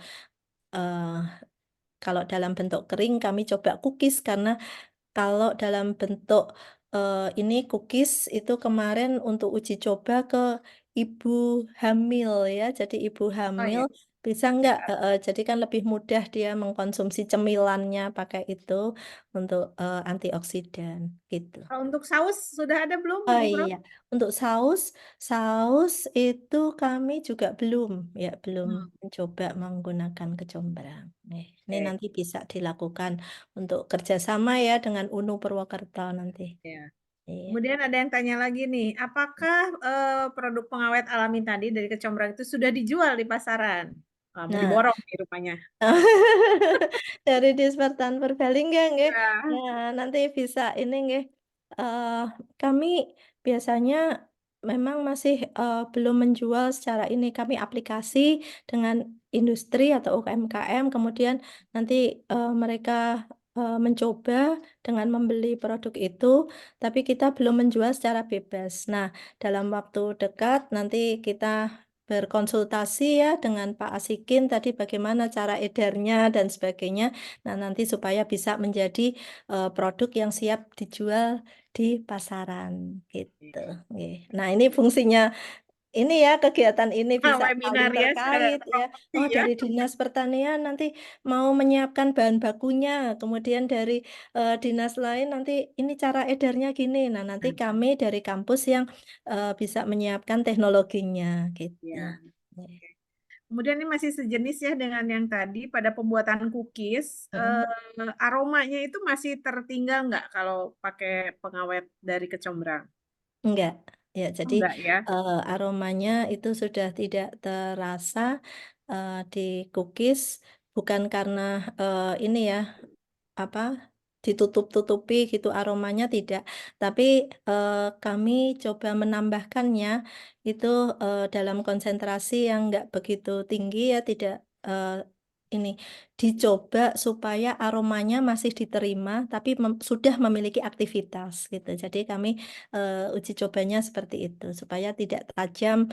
Nanti ada orang yang ini anak-anak atau ibu hamil tidak suka itu kemarin kita pakai itu, pakai teknologi itu. Ya, sesudah tadi pada makanan-makanan ini juga ada pertanyaan bagaimana efektivitas pengawet alami khususnya dari kecombrang jika dijadikan salah satu bahan sebagai agen bakteria pada pembuatan biodegradable film yang kemudian outputnya digunakan sebagai pengemas primer atau coating pada produk pangan. Nah, ini pada ini ya Iya. biodegradable Iya, film. biodegradable film atau biodegradable plastik ya. Waktu itu kami coba dengan ini pakai tapioka ya, pakai tapioka, kemudian diuji coba dengan kecombrang. Ya, jadi kami coba pakai kecombrang supaya dia kalau kita hanya pakai film, terkadang makanan itu kan jadi lembab. Kemudian terjadi kerusakannya setelah dikasih film atau wrapping, ternyata kok malah justru rusak. Oleh karena itu, pada saat pembuatan wrapping itu kita ini juga tambahkan kecombrang. Nah, itu bisa membantu selain me-wrap ya, me- me- memberi lapisan film, itu juga sekaligus mengawetkan ya, jadi mengawetkan makanan yang ada di dalamnya. Kami udah coba waktu itu kerjasama dengan Pak Rumpoko ya, yang dia penelitiannya terkait dengan edible film. Nah, itu sudah kami coba pada beberapa olahan dan ini apa efeknya bagus. Setelah diuji coba, ternyata dia ini dibanding kontrolnya yang hanya pakai film atau tanpa film itu cepat sekali mengalami kerusakan. Nah, untuk yang ini tidak gitu, Bu Vina. Oh iya. Kemudian ada pertanyaan lagi sama ini tadi, sudah dijual di toko atau belum? Kemana katanya ini ya? Oke, berarti nanti saya minta diajarin sama Bu Vina juga nih yang ahli pemasaran.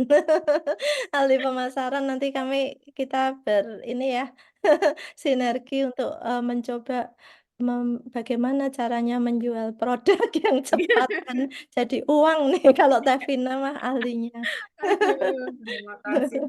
Kemudian masih ada pertanyaan, apakah pembuatan pengawet dari kecombrang ini memungkinkan untuk skala UMKM? Katanya gitu. Baik, kami pernah kerjasama ya supaya dikirim ke kampus itu sudah dalam bentuk kering. Pun di petani atau UMKM kan tidak ada pengering. Oleh karena itu, kalau menggunakan matahari, nah itu ditutup pakai kain hitam supaya komponen aktifnya itu tidak mengalami kerusakan dan tetap sanitasi dan higienitasnya tetap terjaga. Jadi pada saat proses pengirimannya pengeringannya itu bisa pakai ini ya dikasih apa ya kayak para-para yang ada tutupnya, kemudian ditutup pakai kain hitam. Kainnya yang nggak tebel-tebel, yang tipis ya. Nah, itu bisa. Jadi nanti itu pun juga bisa dimanfaatkan. Waktu itu kami kerjasama dengan pertanian, mereka tuh kepingin kecombrang untuk ini, tidak hanya untuk pangan ya. Jadi untuk menyemprot, boleh nggak sih Bu ini untuk nyemprot sebagai ini kayak semacam pestisida ya. Jadi dia mencoba mengeringkan pakai kain hitam, kemudian nanti langsung disemprotkan untuk ini ternyata bagus gitu ya. Kami uji coba waktu itu karena ada permintaan, makanya kami uji coba itu juga gitu. Nah, itu para petani mencobanya dengan mengeringkan pakai kain hitam supaya komponen aktifnya itu tidak hilang ya. Jadi nggak Kalau langsung kena pakai matahari ya? iya betul. Jadi tidak langsung terpapar matahari atau sinar ya UV. Nah, itu dengan cara menutup dan selain itu kan sanitasi dan higienitasnya jadi terjaga ya, tidak kena debu atau kotoran lain gitu. Kemudian masih ada lagi pertanyaan nih, berapa lama daya tahan simpan ekstrak kecombrang di suhu normal ataupun di lemari pendingin? Oke, jadi kalau kami dalam bentuk ekstrak itu bisa dalam ini suhu ruang ya. Kita biasanya simpan. Yang penting tadi wadahnya juga kalau ini misalkan pakai kemasan botol itu yang gelap ya. Jadi jangan yang terang supaya dia tetap aktivitasnya terjaga. Jadi kami udah uji coba selama 1 tahun ya. Itu aktivitasnya ada penurunan, tapi penurunannya tidak nyata ya. Jadi tetap ya selalu ada proses penurunan tentunya, tapi tidak nyata, tidak berpengaruh nyata gitu. Nah, alhamdulillah ini pertanyaan yang terakhir nih ya, pas nih ya. Apakah kecombrang bisa digunakan dalam bentuk segar, bisa di blender, diambil airnya, terus dicampurkan ke bahan adonan untuk pengawetnya? Oke, jadi kalau dalam bentuk segar, misalkan mau untuk konsumsi atau untuk produksi di rumah tangga atau di UMKM, itu bisa. Hanya saja yang dikhawatirkan tadi kan kalau untuk industri, itu kan perlu standar ya Bu Vina ya. Kalau standar, kita kalau pakai ini, standar kadar airnya sekian, gitu kan bisa seragam terus setiap hari. Nah, kalau di blender, kemungkinan hari ini sama besok berbeda, tapi kalau untuk, misalkan produk-produk yang mau dijual nih, saya ini Bu di rumah mau bikin, ikan, kemudian kami kecombrang langsung kami blender. Olahan ikannya nanti biar awet. Itu boleh ya, sangat boleh dan ternyata aktivitasnya bagus. Selain untuk mengurangi rasa amis di ikan, itu juga bisa mengawetkan. Silahkan nanti dicoba, Bu. Jadi boleh kecombrangnya itu langsung dipakai ya air ekstrak dari tadi itu dari apa yang langsung di blender itu bisa langsung dimanfaatkan juga. Cuma kami memang di lab tidak seperti itu. Alasannya itu supaya terstandar. Kalau untuk penelitian kan harus bisa diulang. Nah, nanti kalau di blender hari ini sama besok kemungkinan berbeda-beda. Nah, tapi kalau untuk ini sendiri atau untuk kapasitas yang masih skala kecil itu nggak masalah itu. Ya, terima kasih. Mohon maaf apabila ada pertanyaan yang terlewat.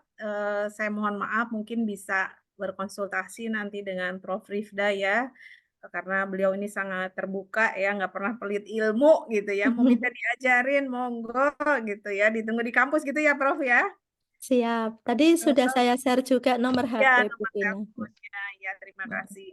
Bapak Ibu peserta webinar series ke-6, alhamdulillah kita telah sama-sama mendengarkan penjelasan yang menarik dari Prof. Rifda, kemudian ditambah juga dengan diskusi dari peserta semua, ya ada yang bertanya, ada yang memberikan informasi, insya Allah akan membuat wawasan kita mengenai kecombrang khususnya, kemudian ada keamanan pangan, dan lain-lain menjadi bertambah.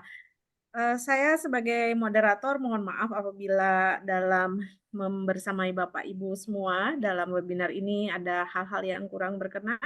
Semoga kita bisa dapat bertemu lagi dalam seri webinar yang berikutnya. Terima kasih kepada Prof. Rifda yang telah meluangkan waktu. Terima kasih juga kepada Bapak Ibu yang tentu saja telah meramaikan acara ini. Sampai ketemu lagi pada webinar berikutnya. Acara selanjutnya saya serahkan kepada tim dari P3T, LPPM Unsud. Terima kasih. Assalamualaikum warahmatullahi wabarakatuh. Assalamualaikum warahmatullahi wabarakatuh. Terima kasih kami sampaikan kepada moderator kita, Ibu Dr. Ervina Meladewi, yang sudah memimpin acara pemaparan materi dan juga diskusi yang tadi sangat menarik. Acara selanjutnya yaitu pemberian sertifikat. Monggo kepada Ibu Dr. Santi, persilahkan. Terima kasih Bu Laksmi, Profesor Dr. Rifda Naufalin, SPMSI. Kami mewakili panitia mengucapkan terima kasih banyak atas kesediaan waktu dan berkenannya Prof. Rifda untuk berbagi ilmu terkait dengan pengawet alami kecombrang kepada mitra pengguna teknologi Pusat Inovasi dan Hilirisasi LPPM hari ini. Mohon diterima ucapan terima kasihnya hanya bentuk sertifikat. Mudah-mudahan insya Allah amal baik Prof. Rifda ini akan memberikan keberkahan dan terima kasih juga Prof. Rifda sudah berkenan untuk share materi ini di kolom chat, bisa diakses oleh Bapak Ibu semuanya. Matur nuwun Prof. Rifda. Sami-sami. Terima kasih dan berikutnya kami berikan pula penghargaan kepada Ibu Dr. Ervina Meladewi STMSI yang juga sudah berkenan meluangkan waktunya di sela-sela kesibukan pada hari ini untuk menjadi moderator pada kegiatan webinar online Puskor Inovasi Hilirisasi seri ke-6. Mohon diterima Bu Ervina. Terima kasih Bu Santi. Matur nuwun Bu Ervina. Sekali lagi Bapak Ibu, terima kasih banyak Bapak Prof. Rifda, Ibu Ervina, dan Bapak Ibu semuanya yang sudah hadir di kegiatan webinar 6 kali ini. Matur nuwun. Waktu saya kembalikan kepada Bu Laksmi. Baik.